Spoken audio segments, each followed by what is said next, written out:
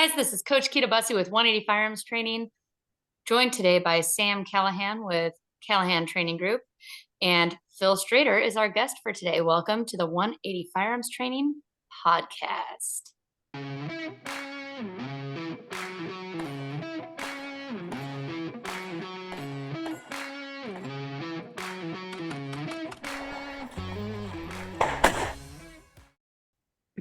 Hey, Phil, welcome to the show.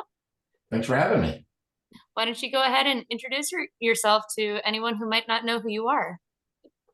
My name's Phil Strader, as you mentioned. For the competitive shooters listening, I was Area 4 director for a couple of years, and I was USPSA president for about 4 years exactly.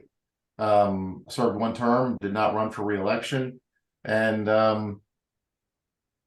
that's pretty much it. I've shot competitively for this is my 29th year being a member of USPSA and shooting competitively, and I've shot, I guess you could say at a top level, or this will be my 23rd year as what you would call a top level, top 8 competitor. Awesome. I shoot every division. I shoot multiple disciplines, Bianchi, Steel Challenge, USPSA, IDPA, 3-gun. I've tried cowboy action. It was fun. PPC when I was a police officer, and anything in between. So if it's got a trigger, I probably pulled it before. And are you still working with SIG as well? I am. I'm the director of product management for Sig Sauer. So yeah, I've been doing that. I've been with SIG. This is my 7th year with Sig Sauer. I started as a product manager for our polymer pistol line. Did that for a few years. You probably heard of the new P320 X series guns and everything else after that, and the P365 and the P322. They were all mine, and now I'm director of all the firearms and the ammunition and air guns and a few other facets of the company. Awesome. Well, Sam, I know you're chomping at the bit there to jump in with some questions, so why don't you get us started? I'm always ready to be nerdy about USPSA stuff, but yeah, so it's always awesome to talk to somebody who, well, first of all, shoots all those disciplines, but secondly, has been shooting them for this long. Mostly we talk to people who champions this, that, and the other thing. It's been 5 years, 8 years, a decade is a long time in the industry. But it's really cool to hear from somebody who's 29 years of competing, 23 years of high level competitiveness. What have you seen as like the major differences or like national per national as your benchmark year per year? Because I know last nationals I saw you do some fancy stuff where I'm sure 29 years ago those nationals weren't the same. You're right. There's been a transition, over the years. There's been the goals have changed a bit in competitive shooting. Back in the day, obviously the goal was to make the top 16, and the big reason for that was so you could go into the shoot-off event. Mm-hmm. They usually promoted the top 16 men, the top 8 women, and that was the real excitement of the match. I mean, because spectator-wise, USPSA, Bianchi, even Steel Challenge to a degree, are not what you would call spectator friendly, right? It's cool to watch people go really fast and run around and all that, but to the untrained eye, if you don't live it like we do, it looks exactly the same. It doesn't look all that exciting. You can't see the holes in the target from back at the spectators area, so it just it wasn't that exciting. But when you took the top 16 people or the top 8 or whatever the case may be, and you put them in an all falling steel, one shooter here, one shooter there, and the fastest to get to the middle and finish, that was a big deal. And there was money involved, and that was kind of the goal, to make that. And that's usually, especially shooters who have been doing it as long as I have, that was the goal. And everyone who's been doing this longer than 10 years remembers their first top 16 finish, because that was the thing. I mean, that's actually how they awarded the prizes, was first through 16th with the table, and then Then high lady went, and then high junior, and it was just that was the order of the award. So it was kind of a cool thing. And this over the years, obviously the sport is going to mature, and the divisions are going to change, and obviously the social outreach is going to become different. Back in the day, we had paper scoring, and you signed up for matches by mailing your check into the match director with your application that you tore out of the magazine, or with your registration form that you.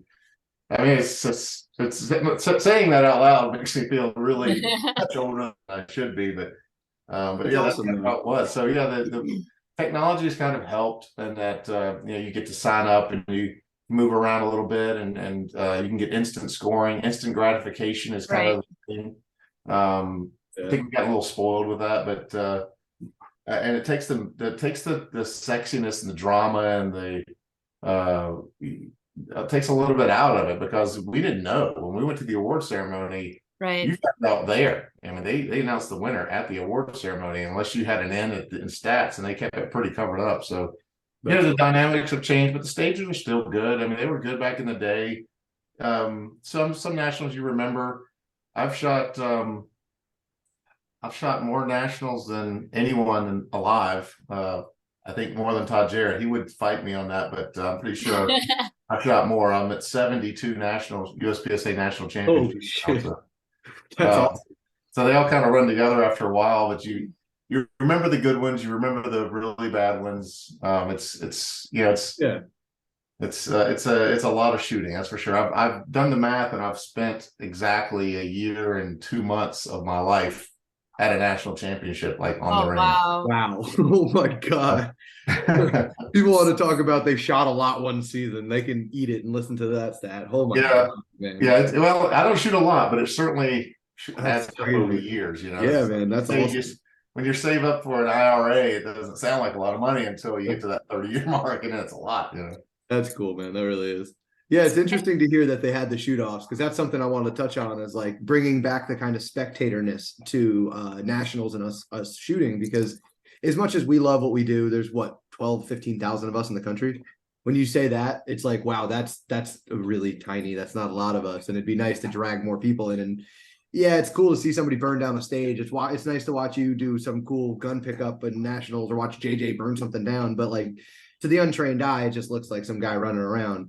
But those shoot-offs were huge. I know. I don't know if you remember Three Gun Nation back when that was alive. But the end of the day, top 16, we were battled under the lights, and that was always the thing everybody waited for. And we're all sitting around yelling at each other, screaming. There's lights on. It's a big deal, and I think that's something to be said for like bringing back the community of it. Now, that being said, everybody knows what happened with Three Gun Nation. So I mean, I shot the first Three Gun Nation shoot-off in Las Vegas, actually. Really? Top 8, oh, that's awesome.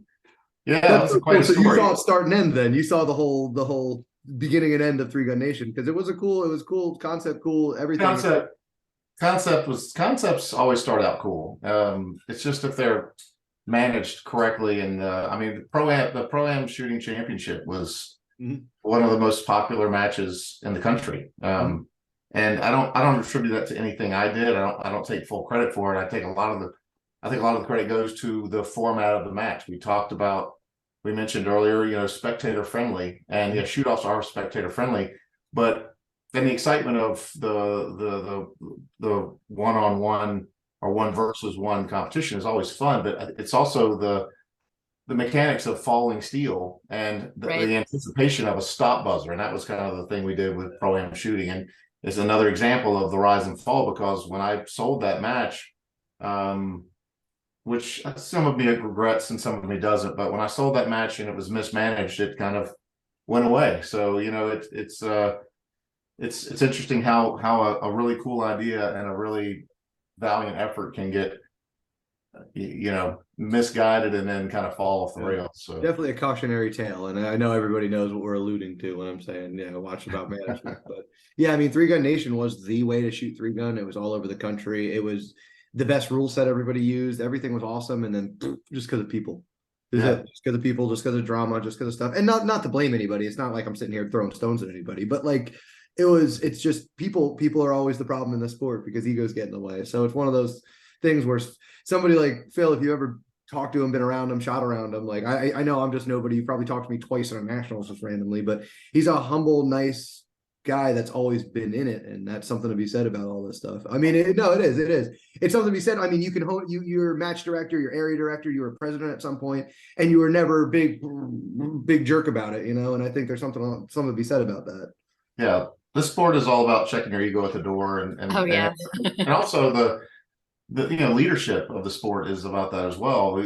We weren't, well, I wasn't blind, and to a degree the board wasn't blind to the success of that program. In fact, we changed the 3-gun rules because of it. So I was proud that happened while I was president. I mean, obviously I was dealing with basically a rotating board every 6 months, it seemed, but that was a you like I said, you have to be somewhat humble, and you have to know why you're in it. And if you're in it for yourself, you might have some success, but eventually that kind of comes out in the wash. And if you do it for the shooters, if you do it for your competitors, and remember that they're your customer, we'll keep pushing you up. Then it always we want to support always be good. I mean, when we were doing our match, my wife and I were facilitating the Pro-Am shooting championship. We made it about the shooters. We would not. We always fill up, but we always made sure we wanted to have twice as many prizes as we had shooters, and we always gave away more and more and more money to the pros. And and we never got greedy. We could have. When the match was $130, and to shoot 2 guns was $180, and that's when match prices were going, were climbing, skyrocketing. And we just for us, it wasn't about the money. It was more about the making sure we had left a legacy for the new owners. It didn't quite work out that way, but it was fun. We enjoyed it. Well, no fault to your own, but that's definitely one of those matches that I've talked to shooters all over the country about, and they're like, "Oh, that was the best match. I wish that was still this. I wish that was still that." It's one of those ones that has like a memorable spot in people's minds. Like you say, everybody remembers the best and the worst. That's certainly on the best category for a lot of people. Like, oh man, that's awesome. I run this dinky little club up in the Poconos, and people have been like, "We should do a pro-am. We should do a pro-am." Because I always say, we're surrounded by USPSA clubs. I don't need to step on any toes. So I like to do weird stuff. And they're like, do a pro-am. And stuff like that is in high demand, but it's more because the feelings that were left behind from it. Like, oh, it was fun. It was awesome. We shot a lot at high prizes. It was fun. It's a good legacy behind, but it's a good lesson in all this. It's, you actually will find more success and more following just doing it for the shooters. It's right. The end of the day. Agreed. Yeah. Sorry, Keita. We've been talking. I think you had a question teed up that we kept blabbing over. No, that's good. This is all good stuff. So I got to observe you shooting nationals. I think it was somewhere around 2012 or something like that. It was a while ago. And it was actually because of you that I really got interested in more of the mental game of the sport. So what happened was I think you had a stage go not as well as you had hoped. And at that time, you couldn't just go and check practice score and see up-to-date scores. So in your mind, it was almost like you just threw away nationals. And then you were on fire. And you were just burning down stages after that.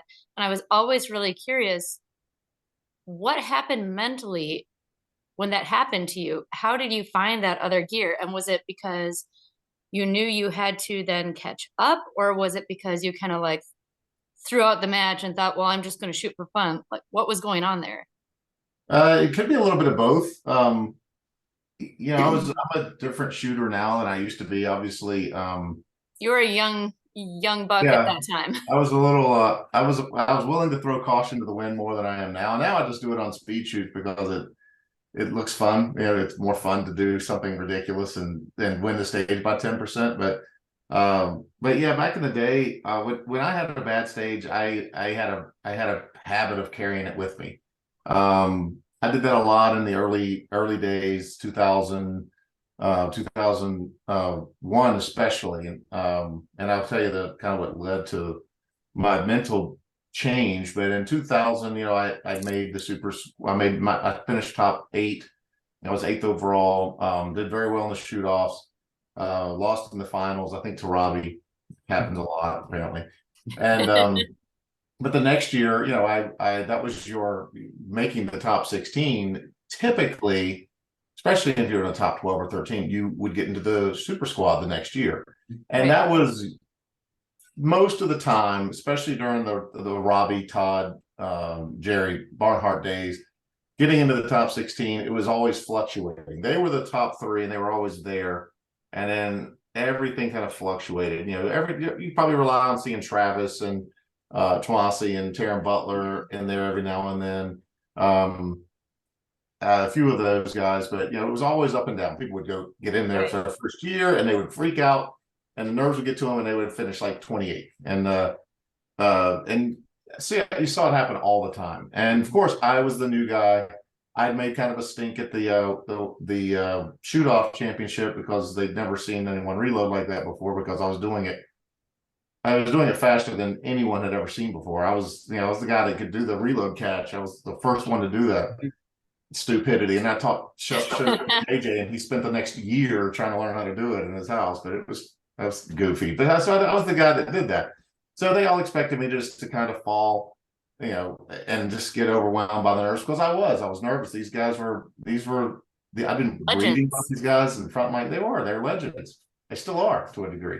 And so first day in, I just said, we'll just shoot, I'm just going to shoot and just try to keep my head above water, not to get overconfident. And I won the first stage outright by a second, just by going smooth. And I won the second stage. And then I was second on the third stage, and we only shot four stages on the first day for some reason. And there was a 50-yard standard stage, and I won that one. So I won 3 out of 4 stages on the first day. I was well ahead, and then all of a sudden, I start thinking, wow, I could really win this thing. And that's the worst thing to think about. And of course, the pressure got to me, and that's, I kind of learned that lesson. And then 2002, kind of the same thing. Every time I have a bad stage, I just bring it with me. I'm like, I can't believe I did that. And I wouldn't forget about it. And it's like playing golf. If you have a bad shot on the hole and you bogey it, there's nothing you can do about it. But if you bring it to the next stage, the next hole, it's in your mind. And instead of saying, okay, I'm going to hit this shot, you're saying, I'm not going to do what I did on the last stage. Right. You're not living in the present. Right. So I had a hard time with that. And in 2003, I finally had enough. And I went to nationals. It was a horrible year for me. I didn't win the first area match. It was the first year I hadn't won an area match in 4 years. So I went to nationals with with my wife and I. We were both there. And I said, I will not shoot a miss, no matter what. I will go, no matter how slow I have to shoot. I will not have a miss. And that was the 2003 Nationals in Oregon, Bend, Oregon. It was a hard match. It was how'd that go for you? Well, it went well. It went very well. Really? I said, no matter what it takes, I said, just don't, because look, we know how to shoot. If I gave you $1,000 to shoot a tuxedo target at 15 yards, you're not going to miss the A zone. Right. It's just not physically. If you have that capability, there's not a shot in a match that you can't make. Right. You're not shooting at 100-yard targets, right? So I just forced myself. I willed myself not to miss. And of course, 2 stages in, it was this ridiculous standard stage, like headshots and tuxedos 20 yards away. Weak hand, strong hand. Everyone, including Graffel was shooting with us. He came in to shoot limited and open nationals that year. And of course, Graffel was the target. Everyone was like, oh, this guy's going to come in and destroy us. And he even had misses. So that was like second or third stage in. I shot it clean, got the lead, and never lost it. I was in the lead the entire match because I just kept shooting consistently. But on the last stage, I checked the scores. I did this one thing you don't do. And the scores had a mistake in them. And the mistake they had made, they put me down for a miss instead of a delta. I shot all A's and a D. I don't know how you do that. But actually I scored it as all A's and a miss. So the scores, how you did it back in the day, you looked at your scores on the stages, right? So we had Brian Enos following us around, and he was just doing all the math by checking the overall, the top 4 or 5 guys in the overalls and just adding math up. It was easy. It was one division. And he shows up and says, hey, you're 2 points ahead going to the last stage. Well, Graffel, who's a computer, he said, that's correct. He said, I've been keeping track. You're 14 points ahead. And and I didn't listen. I didn't listen to Eric. And And I was like, I don't know, man. Brian said, I just added up all the scores. And I was like, no, I said, I really trust Brian. He's been doing this a long time. So, of course, on the last stage, I knowing all this, I go and I push and I have a miss, my first miss of the match. I'm not losing the nationals to Robbie. The first combined limited nationals they'd had in a long time with Eric Raffel there. And I just lost by like 5 or 6 points. And it was devastating to me. It broke me. I couldn't force myself to do what I knew I had to do. And after that, I didn't have I wouldn't say I didn't have the drive, because if I'm out there, I'm shooting to win, but I just didn't let it bother me as much. I don't feel, after that, I stopped feeling pressure. I actually started shooting other sports to try to get that pressure back. Yeah. Which I found in the Bianchi Cup. If you want to learn about pressure, that's a good place to go do it. Especially if you're in the running and you're finishing on the plates. But I just didn't feel that sense of urgency, that sense of fear, that keeps you driving. And that's probably what that went into. That's a long way to answer your question, but that's probably what it was. Once I said, oh crap, I just blew the match. Well, let's just go out and have fun and not worry about it. I'm not scared anymore. I'll just go out and shoot. And that's probably where that came from. And now, if I have a bad stage, if it's something that's not me related, like, this year at Carry Optics, I had a squib load on the beginning of a stage and had a 0. That frustrates you because, you don't want your equipment to let you down. Right. But now if you make a mental mistake, I don't get upset at myself, because I've done enough in this sport. I'm happy if I just get to go out, hang out with my friends, still be relatively competitive. I'm still a top 10 guy. I'm fine. I don't practice. I haven't shot. I've shot nationals in October, and I haven't touched my gun until a match I shot last Wednesday night at the SIG Experience Center at an indoor 3-stage club match. That's the last time I shot my competition pistol, and it was fun. I don't have any expectations anymore, and it's kind of how I shoot matches. I just go out. I already know what I'm doing. I mean, I know I try to improve my movement the best I can. That's something you can obviously you're very close to, and you respect that part. But that's part that you can kind of lose. The shooting's the shooting. I'm always going to know how to shoot. But yeah, I'm just trying to still have a lot of fun, and I love the people I compete with. They are my family to a degree, and it's like a family that you only get to see about 3 or 4 times a year. So Right. I cherish getting a chance to see people on the range, and I love meeting new people. So this is a passion. It's always going to be a passion. I shoot it that way, but I also like to have fun, and of course, I'm always competitive, and I'm always shooting to win. Even now, I still shoot to win. And if everything were a speed shoot, I'd probably have a pretty good chance. But unfortunately, that's not the case. You're a high hit factor guy. So what advice would you give to shooters listening to this podcast if they're having trouble leaving that previous stage behind and not really living in the moment, living in the present? They're thinking back or thinking to the future and not being present.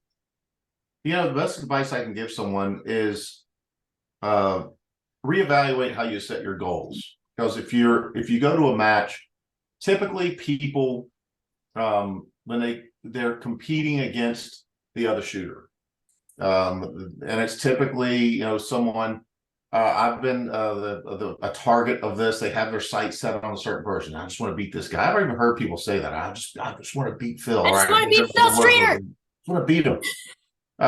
Which I don't know why. That's like going and beating up a 90-year-old man. I mean, I kicked the shit out of that old guy, but that's in terms of shooting years, it's like dog years. But honestly, the what helped me a lot is I still have my goal. I met my goal once in my life after I reevaluated in 2003 and said, okay, this is not working, and I got a little. I'm too involved. I'm too close to this, and I have to figure out why I'm doing it, instead of getting upset. And I would try to fight calls that I probably shouldn't have fought. I wasn't as bad as my competitors, but I would get away with stuff and I wouldn't question it. So I had to kind of reevaluate what was important to me and what kind of goals I started setting. So instead of setting a goal like I want to make Grandmaster, or I want to win a nationals, or I want to beat this guy or that guy. Obviously Eric Raffel was a big he was the guy that was always on everyone's, radar as far as wanting to beat. But instead of setting those goals, I just said, look, I just want to shoot a perfect match. I want to shoot a perfect match where I literally make zero mistakes. And you'd be shocked how hard that is to do. I've only done it once in my life, and it was incredible. It was the most fun I'd ever had. And I'm still trying to do that. Then the goal comes. Okay, now I want to shoot the perfect match twice, and not a club match. I'm talking something more than 8 stages. How would you define a perfect match for you? Where you can't look back at any stage when I used to track this and say that I could have improved on this, or this. I mean, I'm not saying going out there and shooting 100% alphas across the board, but to me, nailing every draw, nailing every reload, calling According every to your shot, ability. yeah, right up to your ability. That doesn't mean winning. It happened that I did win the match that I shot perfectly, but I also did that when I was at the peak of my ability. So I knew at that point, if I shoot a perfect match, there's no human that could beat me, including Eric. At that time. Now I can't say that. It's just a physical thing. Now I weigh twice as much as he does. He lost a lot of weight. It's science, it's physical. But so I just kind of reevaluated that. What I usually tell people is make your goals self-centric. Find out what you can if you have to, if it makes you feel better, you can sometimes measure your performance on a percentage, but that's only if you're comparing yourself to the same person that's going to compete at the same level every single time. So it doesn't always work. So that doesn't work because nobody ever is so, except maybe Eric, nobody is so consistent that they can be a standard to measure yourself against. Right. So because you may be shooting against Mason when he has a perfect match, and all of a sudden your percentage is 80% when you thought Hope was going to be 85. So make your goals very, very self-centered. Obviously you have to have some sort of idea of what your skill set is. The best thing you can do there is do drills, dry fire, get some training, get good training. There's so many people out there that are giving good training classes, and they actually have drills that they've set up to make them better. So that's always what I tell people. If you get too focused on your results based on other people's performance, you're not going to get a true measure of how good you've gotten, or if you're digressing, you're getting worse. And I've always told people that understand that you're never going to just keep getting better and better at a certain rate. You're always going to plateau. You're going to get better, and then you're going to kind of level off. And you may have to change a few things you've done or doing, or change some of your mentality. And when you change something, you're going to see an initial drop before you do that. Yeah. I had gotten to a certain level. I got really good really fast when I started shooting competitively, and I shot from nothing to B class, just straight up the line. But then, I noticed I was kind of getting beat up a lot. And this is 3 years in, 3 years in, and I got a chance to meet Todd Jarrett. I saw him in a match in Fredericksburg, and I asked him for advice, which that's a risk. That's a roll of the dice when you do that. And he literally told me that I was doing 12 things wrong before I even got the gun out of the holster. So I'm not sure what that meant, but I knew it wasn't good.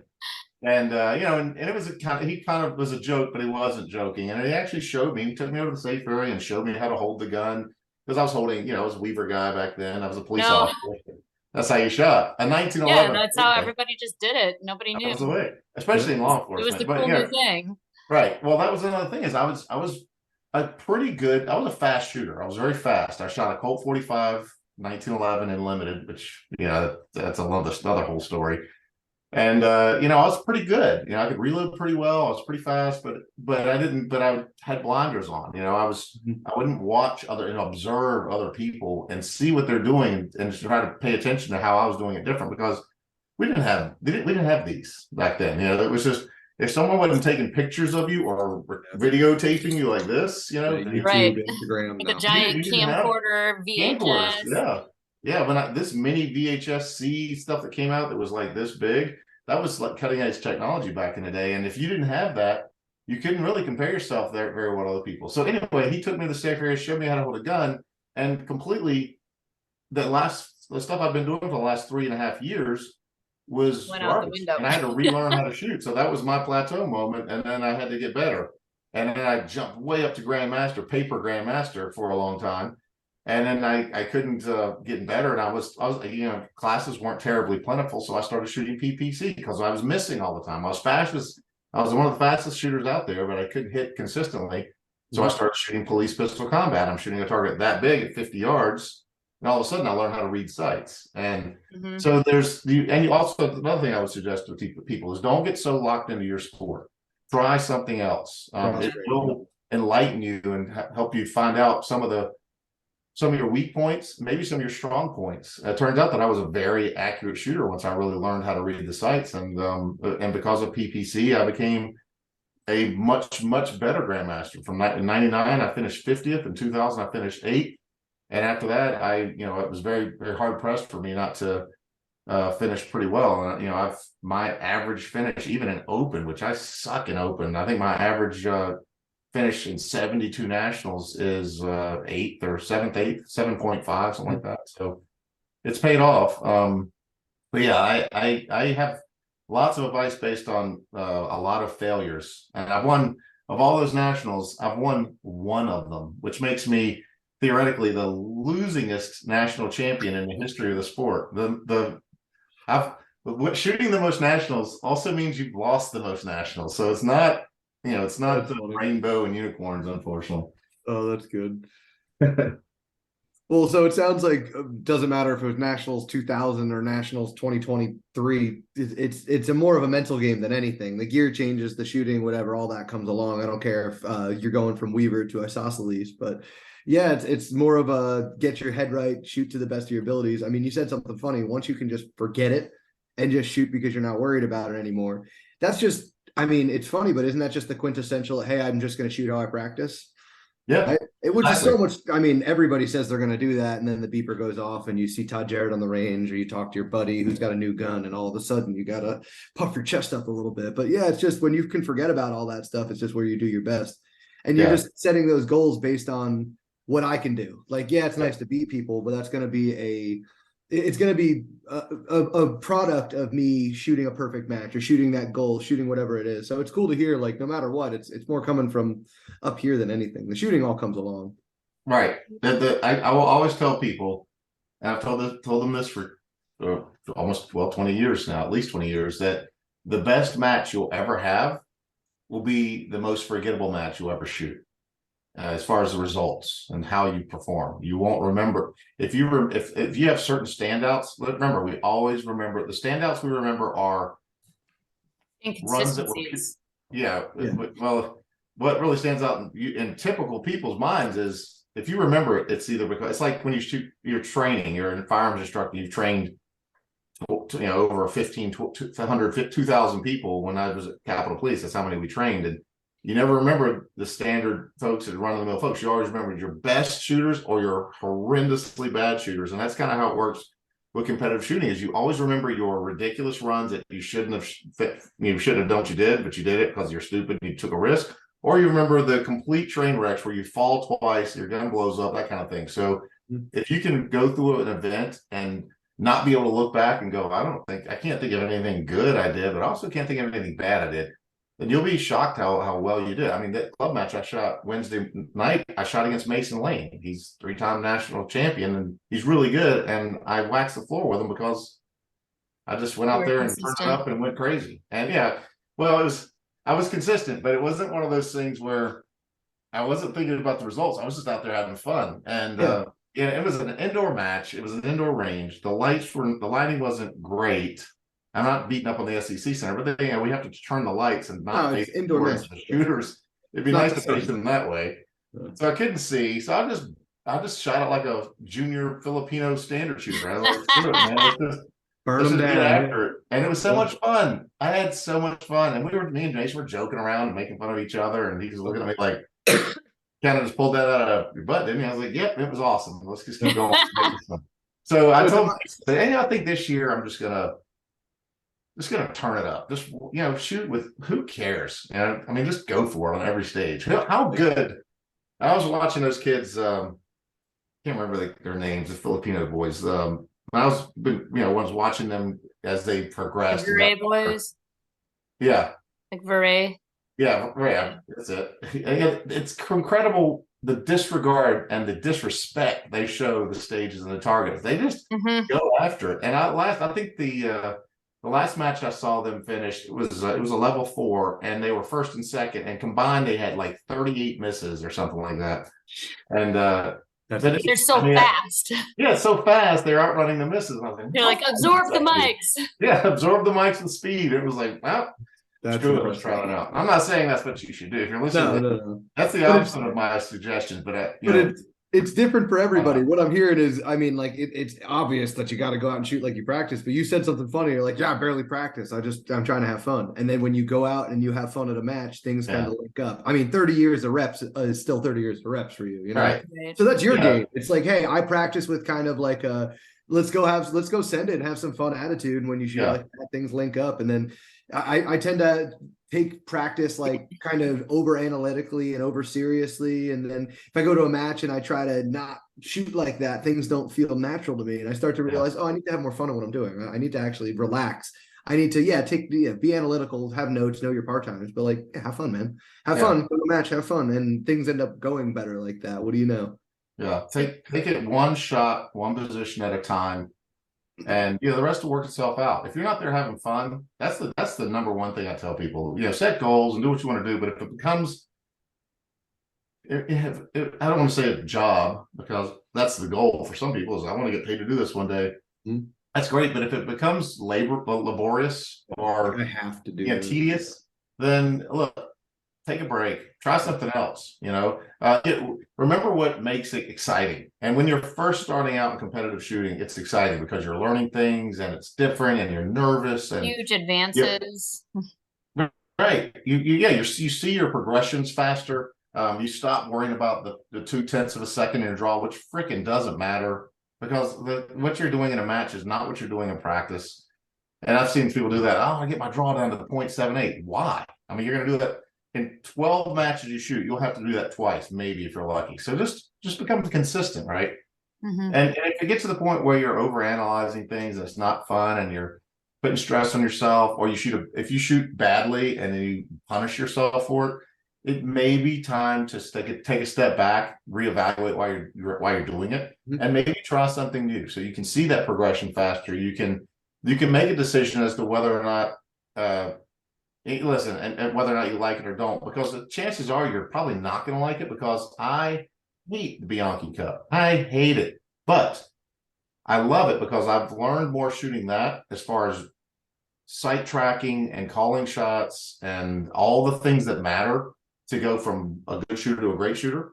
I learned it there, and I learned it at PPC. Most boring thing ever. I mean, who wants to shoot a revolver and load with speed loaders and switch to your left-hand supported by the right, shoot on the other side of the barricade? Nobody wants to do that, but you learn a lot from it. So if you're willing to take a step back, if you really want to improve in your sport, then the best advice I can give you is expand. Do more. Expand your sport, expand to other sports, learn other trades. Bullseye is also a really good one. That's the most boring thing ever, but you can learn a lot about your shooting and your trigger control. I've shot bullseye as well before, and that was a little too boring. I did well, but I couldn't keep it up. So I never shot a big match or anything. I just shot like a couple club matches, and they were looking at that scores, and I'm like, man, you should go shoot whatever the thing is called, Camp Harry, I think it's what it's called. I don't know. Oh yes, it's down near me. I have a bunch of the old. I come from Sporting Clays, and all those old fuds love that. I've been doing that. I did that. I did. That's where I come from. I loved it. I went to a celebrity shoot down in Rhode Island a couple of years ago, and I loved it. It was so much fun just riding around in a golf cart. Are you kidding me? Shooting shotguns in a golf cart. And when you're done, you can go drink. It's just the craziest thing I've ever seen. Yeah, right. It's a whole different culture. It's fun though. You're right. Like, and you want to talk about fun. I have a couple of buddies. We bring our 3-gun shotguns out to the course, and that's what I shot with. Starting pull with an empty chamber and going to a match saver, like stuff like that. Like you can have a blast. Yeah, you have so much fun shooting, and you don't have to take it seriously all the time. But you can learn a lot from that stuff. It's super fun. I had a blast. This was a celebrity shoot, so obviously the targets aren't hard. I mean, they're mostly floating away from me, that kind of thing. So I took that's all I had was a 3-gun shotgun. So I took my 3-gun shotgun and I didn't have the pistol grip. At least I put this comb stock, which I never shoot. I took my pistol grip off, so I did do that. I shouldn't have, but I did, and I shot a perfect score. I won the match. I won the event. And I went back the next year and shot another perfect score. They started. Then after that, they're just like, okay, you're out. So they stopped pulling my results away from it, and it was great. I loved it. And now, I mean, I don't do it. I'm not going to ever do it professionally because I'm not good enough. But it was fun. It was something else. It was something different. But hey, everybody's talking about dot tracking and occluded this and all that, and then I say it all the time. I'm like, hey, target focus. Do you ever shoot sporting clays? And I see people go, oh yeah, when I just look at the clay, I'm like, oh, how about that? Like, how about that? Why don't we figure that out? And just other stuff. You'll learn stuff. Learn. I mean, or not. Learn to never do that. But then you can argue on the range. No, I've tried that. It doesn't work. Shut up. Like it's a good thing to have actually rooted in. I've been there. I've tried that and all that kind of stuff. But I mean, it's. I love guns. I don't know why it's so hard to argue with other people. Like, go shoot your guns at other places. You don't have to be some USPSA purist. Go have fun. Yeah, there's other opportunities. GSSF, I used to do that all the time. Yeah. Not because I liked it, but because it was easy to win guns back then. Yeah. And I used to shoot a Glock in production, so it worked out. Yeah.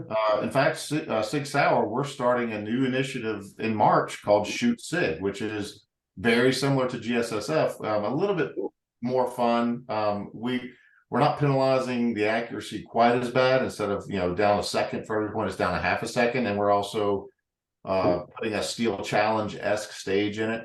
And yeah, we're going to be, I think our first match is in March at Gorka's place in Volusia County, but it's kind of a segue into, the gateway drug to competitive shooting. And Danny Warner and Shannon Smith are going to be running it. It's oh boy.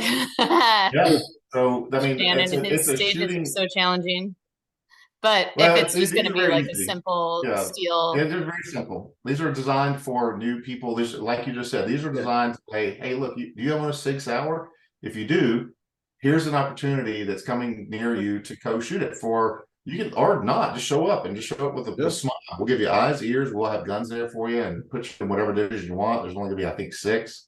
So that is kind of a new shooter's sport designed by shooters. So it's like I said, there's so many different opportunities out there. Oh, that's awesome. I used to work at an indoor range and we held GSSF matches and everybody would bitch and moan about it. But then when I started working there, I was like, oh, cool. Here's an opportunity for me to basically make everybody have fun and okay, hey, was that fun?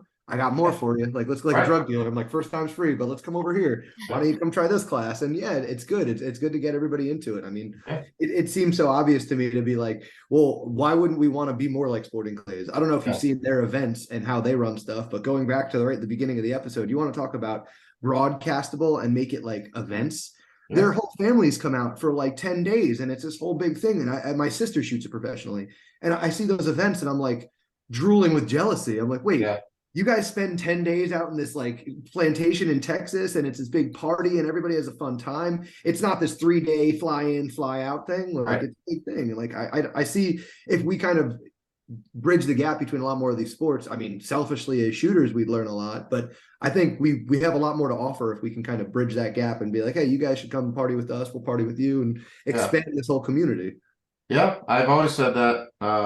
I completely agree. Now there are challenges, of course, with a gentleman's sport like Sporting Clays or trap or skeet, that kind of thing, versus a combative based gun sport. But could it be done? Yes, it could be. There'd have to be some growing pains. There'd have to be some divisional changes. Obviously, we're kind of still stuck in the Stone Age with our divisions, and it's hard to. I know change is hard, and you got to piss off a couple of members here and there, and that's going to happen no matter what you do.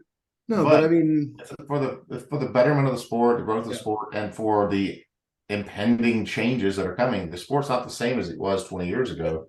We have to accept the fact that that's the way it is and make changes. When we made changes in 20 whatever year, I suggested carry optics. I see the writing on the wall with that. I mean, it was a hard battle to fight. It shouldn't have been as hard as it was, but we got through it and we got it into started as a division. But that's kind of see the progression of technology and how people are buying their guns and what they're buying. So I'm hoping that will kind of. I know that there's been a big USPSA, survey that's been put out there. So, that'll be good and bad because it'll be, they put it out to 4,000 different people. There'll be 2,000 different opinions, but Right. But I mean, you work for one of the many manufacturers out there. Like I shoot a Glock, so I'm kind of making myself look bad here. But you work for a manufacturer that has not just pistols. You have multiple platforms. CZ sells a hell of a wing shooting gun. You know what I mean? Like there's a lot of platforms out there that have other things. So why are we putting the blinders on? We can kind of expand the community a little bit and do better for everybody. I mean, it's cool. I mean, there's guys out there. I hate the whole. I am a Glock shooter, so I don't think anybody cares about my opinion when it comes to divisions or taste in guns. So whatever. But like with this whole limited optics thing, why are we fighting more people coming in? Because I'm assuming that's what you're alluding to with this whole survey thing. Like, why would we not welcome more newcomers, more gun manufacturers, more stuff like that? Yeah. I know everybody's mad at certain manufacturers that might have left us and are trying to knock on our door again. But like you said, growing pains are growing pains. I know guys that build SIGs. That the guy Dan out of Jersey, North Jersey, he's building major power factor open SIGs, and there's really nowhere to put the guns other than pushing them through major. If you could just let him shoot minor, he'd have this awesome competitive platform that is kicking ass out there. So I'm like, yeah, there's a place for everybody. There's a place for all this. There's a place for all this expansion and learning too. I mean, if you don't push the envelope, how are we going to learn and progress? Like, how are we going to learn more about guns and divisions and going fast and all that stuff? I agree. I think things have changed in couple of different ways. I'll kind of address what you were alluding to earlier. Is first is the shooters. Okay, as I mentioned before, there were at a national championship from I'll say 1996 ish to 2008.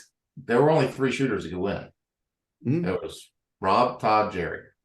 And every now and then an outlier. Dave Savigny came in around the later end of that. That's why I cut it 2008. I see. Yeah. Okay. Savigny won the nationals in 2008 for limited. Now he was destined to win production in 2001, but when they all got them together, those were and that kind of proves my point. So, and as the later years. As the years progress, now we're looking 2007, 2006, 7, 8, 9, 10, 11, 12. Now you've got outliers like Bob Vogel and Dave Savigny. Mm-hmm. And of course, Eric Rafael, I use him, but he's a little bit of an enigma. He's overseas. I'm just using U.S. shooters here, but it does get to the world. And then now you have your base of competitive winners starts to expand, and you get the Shannon Smiths and the Ted Puente. He won a nationals one year, and BJ Norris and all these newcomers, Dave Savigny, Bob Vogel, all these people that are starting to span out. And now you've got a bigger base of people. Now there's 10 people. Nils Jonasson, Ben was dominating production for the longest time. So you've got this huge gap now. Your the number of competitors who could win if they shoot a good match together has now gone from here to here, right? Yeah. So your base of talent is wider. And now today, put it on the world scale, and now you go to a world championship, the base of competitive talent that could win the match is so big now that it's blurred the lines. There's just too many good shooters, and I attribute almost all of that to technology. Because now, if you want to see a top shooter shoot, go to them on the internet, and you can watch them, and you can break down everything they're doing. A lot of them are just putting the info out there for free, and you can see exactly how they're stepping in position, where their gun's at, how high it is, everything. And all they have to learn at that point is how to pull the trigger. And anyway, if you shoot enough, you will learn how to pull the trigger and get hits. And because of that, now you have this huge base of talent. Now when we go to a limited nationals, if you were to have, hey, if you shoot USPSA or IDP, whatever, this year we're going to have 1 nationals. And it just so happens it's going to be irons if they did or optics. And if they do the rules right, they'd have 1 division, optics. Anyone can come and shoot optics. You do that, now you've got 20 people. Theoretically, maybe 15 people that shoot, they'll win a national. JJ is another one, Matt. Just level out the playing field, level the rules out. Any one of these 20 guys can shoot. Right. Yeah. So that's kind of where shooting's gone. Now, on the technology side of it, it's done a very similar thing. Now, you said you're a Glock shooter, so was I. And when Glocks first came into the market, or they started coming, relatively competitive, they were good. They were fine. You could do a few things to them, but there was a slight advantage to a Glock or a slight advantage gap between a Glock 17, let's say, and decked out SVI 9mm heavy gun. Yeah, there's a gap there. There was, and although Dave Savigny and Bob Vogel proved that gap really didn't matter, it doesn't matter. There was an equipment gap there, but now you have SIGs that if you pick up an X5 Legion or the new AXG Legion, which got leaked at the range day right before shot, things like that, the technology is getting better to where Canic, I mean, look, feel how good a Canic trigger is right now. They are incredible. All these striker fired guns, these versatile action guns, CZs, all these other guns that are coming out that have these incredibly good triggers. Now they're getting the weight to them. Now they're getting steel grip modules, steel frames. That gap between your action gap is what I call it. Your striker, double, single action only gap has closed. There is no gap. Now there's no difference. I mean, how the last three limited national champions won the match using $700 guns. Yep. And striker fired $700 guns. So the action gap has closed. And I wasn't, at first I will admit, I was not a huge fan of the single action being allowed into optics division or carry optics division. But after I thought about it a little bit, I was like, what difference does it make? Who cares? You know, when is a shooter ever going to complain that you're giving them more options? When is a shooter ever going to complain that you're giving them more capacity? Look how carry optics took off when you let them use a boat anchor with 23 round mags. People like that. They like more stuff. So you're going to piss off a couple people who are purists and you know, don't want to go a different way. I mean, hell, I've got $12,000 tied up in limited guns, so I'm going to be screwed if they do the way I want it to be done. But I think the action gap is over. I think it needs to be pulled in. This divisions need to be reeled in a little bit. I think we're getting a little off the rails with trying to make so many different people happy. We might have to piss off a couple of those people just so when a new shooter comes to me and says, "Hey, man, I got a Glock 17. What division should I shoot?" I don't have to sit around and talk to explain to him why he has to download his magazine to be competitive in production. I can just say, "Oh, yeah, do you have a base? You can get a base, or you can just load up to 17 rounds if you want, or whatever you want to do, and just shoot irons, or whatever we want to call it." And oh yeah, you don't get you don't have to explain to him why this guy with a 40 cal $5,000, $8,000 gun is going to beat him because of his equipment. It doesn't become that anymore. It's like, yeah, you can shoot whatever you want, and then they let them decide the equipment equation after that. So that's the perfect way to put it. Is like, I mean, I'm a Glock guy, so I immediately see carry optics when it comes out. I'm a Jersey shooting Glock guy, so I see carry optics come out. What was it supposed to be? It was supposed to be production optics. So I'm like, hell yeah, I'm going to be able to be competitive in this division no matter what. They tell everybody it's going to be a big division. Am I upset at first? I mean, yeah, but like, am I going to leave the sport? Well, I better not. And be right. Well, that's another thing is if you piss off. Look, I don't know how many. I mean, allegedly there's 34,000 USPSA members according to the numbers they're putting out. I don't know why they're making more money and they're losing. I don't know. They're making numbers and losing money. I don't understand that math, but whatever. But be that as it may. Let's say there's 8,000, 12,000 active competitors, like people who shoot a lot. If you piss off, and they're invested, right? They got the equipment, they've got a 40 cal limited gun, they've got all this shit. Am I supposed to not cuss in their podcast? Sorry. They got all this stuff. If you make them upset, they're vested already. They already are doing this. They're not doing this because they hate USPSA. They're doing it because they love the sport. What are they going to shoot? IDPA? Yeah. I mean, maybe they will, but they won't. They'll just. I also look at it like they'll load minor. They'll get their 20. Yeah. They'll get their 22 round 40 cal mags, load minor, and shoot iron sights until they get a 9mm upper. People will adjust. I promise. I told this to the board. I was like, I promise you, they will adjust because it's not. They don't have the blinders on to where they'll just say, "Oh, well, this stinks. I'm going to quit doing something I love doing." No, they're not. Yeah. They're just not going to do it. So yeah, you might upset some folks, but in 10 years, when the memberships climb to 100,000 people, and you're now having problems finding places to have matches, it might be worth it. I mean, I talk to people from a weird perspective because I'm a trainer of all kinds of guns. I train people in SWAT. I train people who are coming who've never touched a gun before, and I love USPSA as an avenue to teach through. I don't think it's the end all be all. I love the practical. What's more practical? A 40 cal limited gun that's tuned down, or a Glock 17 with a magwell and an optic on it? Right. I have so many guys showing up to practice sessions and to matches and stuff and going, well, this is my carry gun. What do you Yeah. mean this is my carry gun? So I have to take my magwell off, or I have to fight that guy with a space gun? Right. What the hell, man? And I'm like, yeah, no, I know it's stupid divisional stuff. Just ignore it. But I hate saying that because I'm a practical guy. I've been shooting a Glock because that's what I teach people on, you know? So I'm like, yeah, it's really what is more practical. We shoot United States Practical Shooting Association. Just because Right. you love your gear, I mean, I love my gear too. I love your gear. I love all the gear. But come on, man. Like, come on. Right. Let's do this. Let's do this like we're shooters, not like we're jerks. Like we don't need to be purists.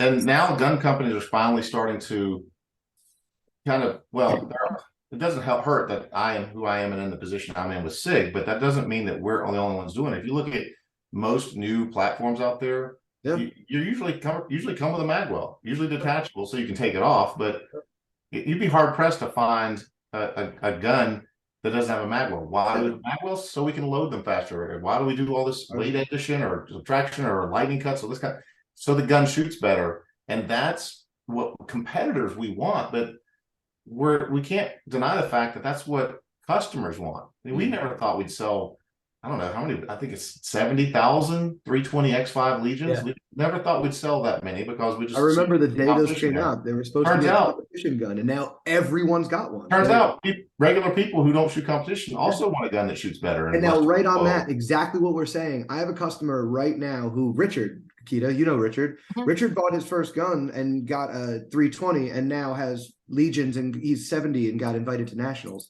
He got his first gun in his late 60s. It happened to be a 320. He now has a Legion, and that's what he does. You know, like we suckered somebody in. We got somebody. It's so easy. It's so obvious, man. It's so obvious. Just let him play. Yeah, that's how I feel about all of them. I'm like, oh, do you like shooting? Oh, I have something for you. Come here. Just come here real quick. Shoot this gun with this trigger and this magwell. Isn't this fun? And yeah, you got him. And I mean, SIG's got it. It's obvious, but like I was just talking to Tim Herron, and Nighthawk's already releasing something for that. Why? Everybody's got 9mm. It's not some evil cabal that everybody's trying to undermine USPSA. It's like, no, I don't want to shoot some special major load. I want to shoot minor because it's cheaper and easier. I shoot 3-gun, and we've been shooting these limited optics guns for how long? They've been around for how long? Yeah. They're fun gun, and everybody has one. So I mean, I don't see a downside. But at this point, I think you said it. We're not going to lose anybody. They're having too much fun. They can bitch about all they want, but they'll come to the next match, and they'll have a fancy new gun on their hip that they're going to talk about. That's true. So Phil, do you have any companies or anyone you want to give a shout out to? Obviously, SIG. That's it. I'm not really technically sponsored by anyone. I don't, it just kind of muddies the water. So, SIG, obviously they take care of me and they let me travel around here and there.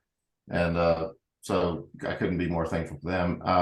But no, I mean, Brian, of course, at Hunter HD Gold, he's awesome. He gives me whatever I want. He's great. So I couldn't argue with that. So he's a big supporter. I'm pretty low maintenance guy though. You know, once I get something I like, I just keep it for. I mean, I've still got a timer from 2001, so you know, I'm a pretty easy guy to. Hey, I'll hook you up. You want one of the new guys? I'll hook you up. I do have one of the new. I have what's it called? The AMG Labs Commander. Oh, you got one of those? Oh no, I'm joking. That good? I don't know. I mean, I'm joking. If I practiced, it'd probably be awesome, but it's usually. Good point. To the guys like, crap, where's the timer? I got one, you know. I'll bring mine out. That's all I ever use it for. I don't practice with it anymore. That's great though. Good. Exhausting.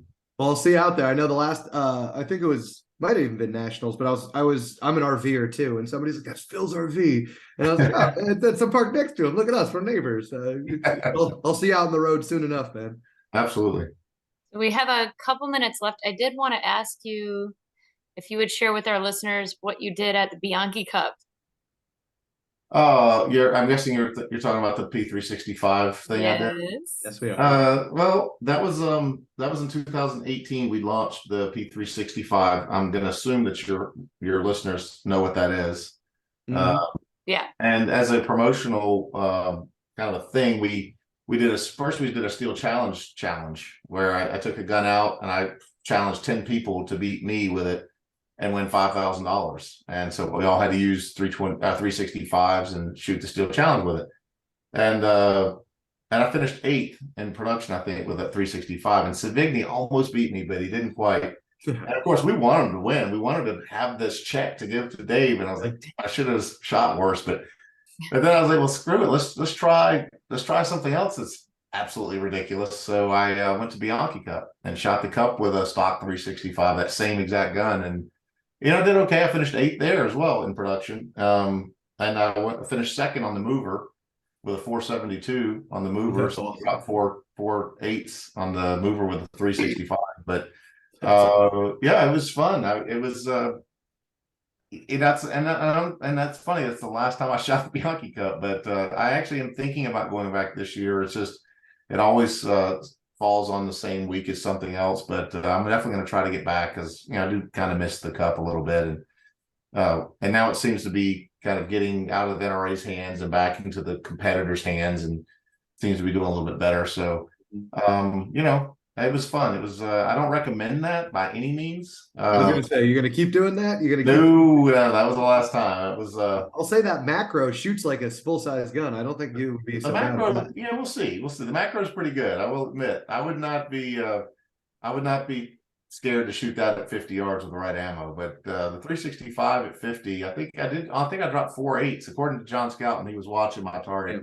That I dropped 4.8s at 50, but so everybody out there, you're missing, not the gun. Always yeah, remember. right? Yeah, it's Always remember. exactly. Yeah, the 365 is my personal carry gun, and we were talking about that. And you told me you were going to go do this, and I was like, "Oh, that's going to be a hard day." Yeah, it's funny. I'm a Glock. I said I'm a Glock guy, and I actually tell my people my favorite micro gun is the 365. If you're going to go that direction, if I'm going to get myself a little that size gun, that's Yeah. kind If of you not want a subcompact, that's what I Yes. tell everyone to get. Yeah, Yeah, there's so many variations of it now available that there is one got for its you. own animal at this point. So Yeah. you can carry tiny, or you can carry Macro. somewhat tiny and get 18 rounds of capacity. It's just I couldn't be happier with the way that platform's moved. Definitely an awesome. I've still got a job. I love it. And it's an accurate little gun. Oh yeah, heck yeah. I was actually my carry gun. I got some new ammo to carry, and I usually like to group it. And my carry ammo wasn't the best in the world, but I grouped this new ammo and it shot shockingly well. So it can be ammo sensitive, especially the really short, the 3.1 inch barrel. But if you get some good 124 grain bullets, it eats them, and it's really accurate. I love it. Best thing we ever did. Yeah, I love mine too. I carry mine with a Stealth Phenom holster. Okay. It's very comfortable, and it's such a tiny gun, but it carries more rounds. I mean, you can get 13, you can get the pinky extension, whatever. Yeah. So it's subcompact, but it's really comfortable to carry on you, and you get more rounds, and it's extremely accurate. Yeah. I'm Well, very you happy with get mine. 15 rounds now. Yeah, with the new got mag pinky guts. extension. Yeah. And yeah. Oh no, mag. If you're carrying a 365 with a 12 round extended mag, the mag guts kit will turn it into 14 rounds. That's what I carry now. I carry an XL. Yeah. But I have the mag guts kit in it, so I'm holding 15 in that tiny little gun, and it works. I've shot it. I shoot it for qualification. I have to qualify. I'm a retired police officer, so I shoot it every time I go shoot. I do it. I shot that same magazine in the 365 challenge this year and last year, so it's held up. I couldn't be happier with it. Awesome. Yeah, same. Well, thank you so much for coming on, Phil. Oh, my Really pleasure. appreciate it. Anytime. For having us. I feel like we needed another hour. I've done a couple of these, and they usually run pretty long because I guess I'm pretty long-winded. But we could talk about this I've stuff. done a lot of stuff. We didn't even talk about the shooting range I used to own and all that stuff. But yeah, we didn't talk about any of the presidency or Area 4 stuff. A lot of stuff. We'll have to bring you on again sometime so we can get into more stuff that we missed. Anytime. It's on film. Awesome. Well, you guys have a good night. Thank you for coming on. Like and subscribe if you enjoyed.